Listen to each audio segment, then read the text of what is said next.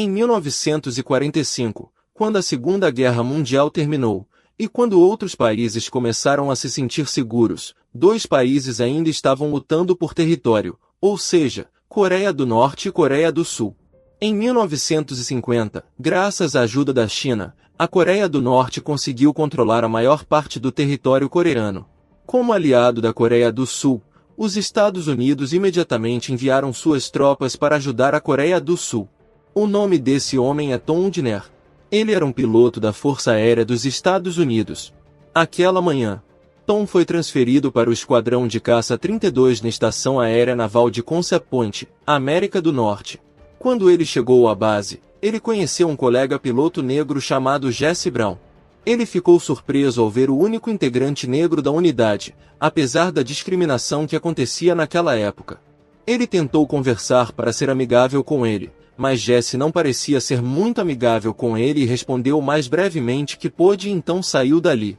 Tom não tinha certeza do que aconteceu e ficou em silêncio. Depois de conhecer os outros pilotos, todos eles se reúnem para ouvir as orientações do comandante. Após a seleção do esquadrão, Tom foi designado para F-4U-4 Corsair e fez parceria com Jesse. Após a patrulha, Tom perguntou o motivo do voo de baixa altitude de Jesse, que era contra o regulamento. Jesse respondeu casualmente que era um treino para quando eles tivessem que enfrentar a mesma condição no campo de batalha.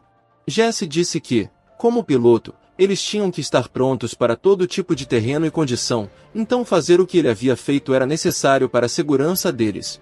Naquela noite, todos os pilotos, exceto Jesse, deram uma festa na casa do comandante.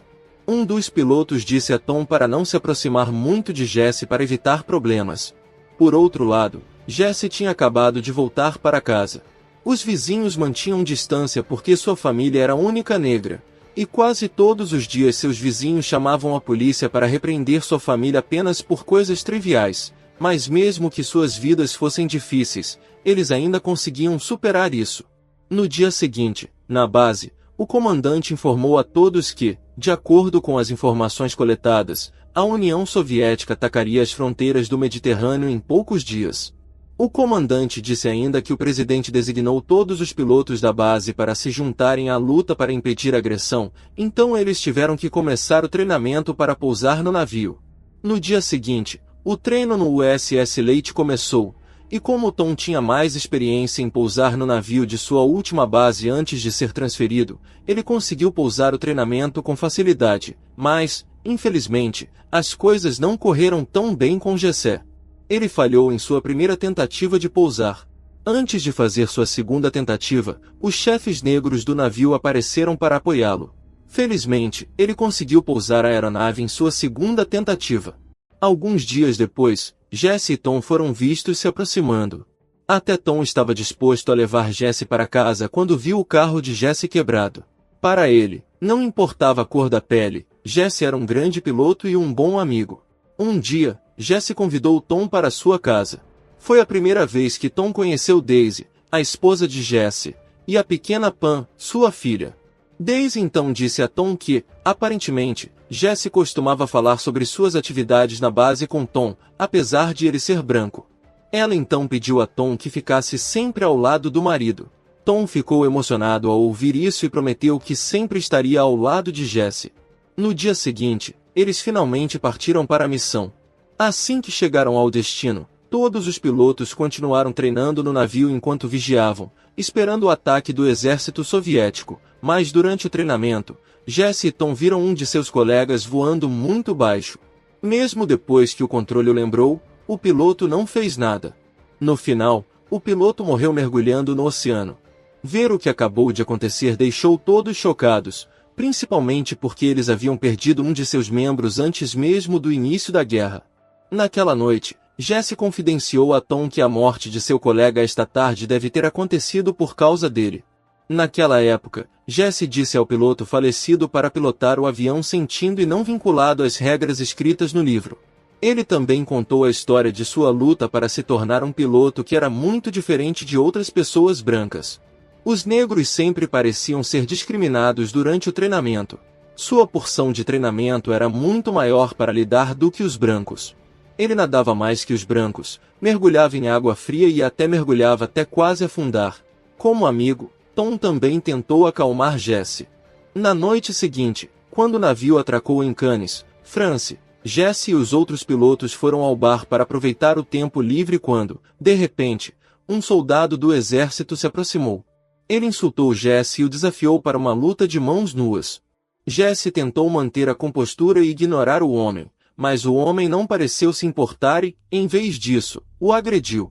No meio da comoção, uma sirene da polícia foi ouvida de repente e fez todos fugirem, incluindo Jesse e Tom.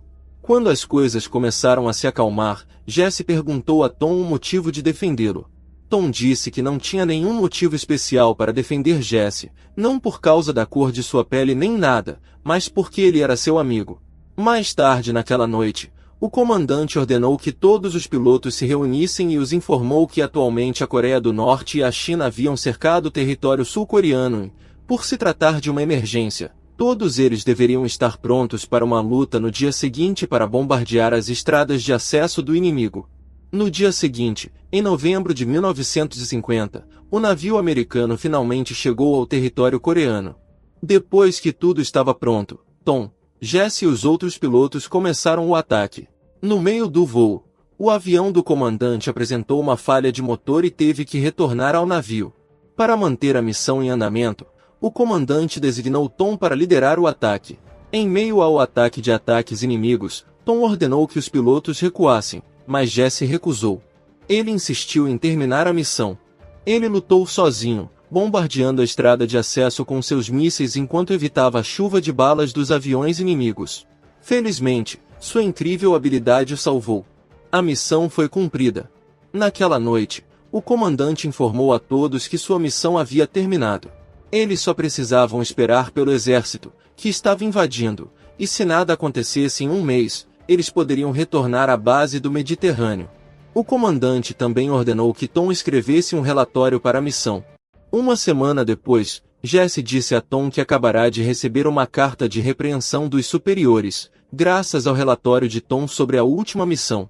Como eles eram obrigados a relatar tudo no relatório, Tom foi forçado a relatar a atitude de Jesse que era contra suas ordens na última missão. Jesse ficou muito desapontado porque se fosse apenas uma carta comum para Tom, para Jesse, poderia ser o fim de sua carreira. Para ele, a carta poderia levá-lo à demissão. Ouvir o que seu amigo disse fez Tom se sentir culpado. Para compensar seu erro, ele tomou a iniciativa de pedir a ajuda de outros pilotos para escrever um relatório sobre a gloriosa ação de Jesse durante a última missão, mas em vez de ficar feliz, Jesse na verdade disse que se tudo fosse em vão. Uma vez que um soldado negro é pego cometendo um erro, ele ficará manchado para sempre. Na tarde seguinte, quando Jesse estava pensando, o chefe de cozinha o abordou. O chefe de cozinha então deu a ele um relógio caro, dizendo que o relógio era um presente de todos os chefes do navio para apoiar Jesse. O chefe de cozinha disse que quando viu a grandeza de Jesse como piloto, ele e outros chefes negros ficaram motivados. Eles tiveram a motivação para lutar por seus direitos e trabalhar mais. Ouvir aquilo deixou Jesse em silêncio. Ele se sentiu envergonhado por ter desistido apenas por causa de uma carta de repreensão de seu superior. Ele sabia que só precisava começar de novo se de alguma forma falhasse. Por outro lado, Daisy foi vista lendo cartas que seu marido lhe enviava toda semana. Jesse costumava enviar cartas e contar sobre sua vida diária no navio para Daisy. 3 dias depois, o comandante informou que atualmente, o exército dos Estados Unidos estava quase derrotado, então os pilotos foram forçados a retornar para ajudar no campo de batalha. O comandante disse a todos que a próxima missão seria mais perigosa do que a última missão porque o avião estaria no ar no meio do campo de batalha. Ouvir isso deixou todos os pilotos ansiosos, mas por mais medo que estivessem, eles sabiam que a ordem deveria ser obedecida, mesmo que tivessem que perder a vida por isso. Eles tinham que estar prontos para a guerra. O ataque finalmente começou. Tom, Jesse e os outros pilotos conseguiram lutar contra os soldados inimigos. Quando as coisas começaram a se acalmar, Tom viu fumaça saindo da asa de Jesse. Tom então ordenou que Jesse fizesse um pouso de emergência, mas quando ele estava prestes a pousar, a hélice de Jesse travou.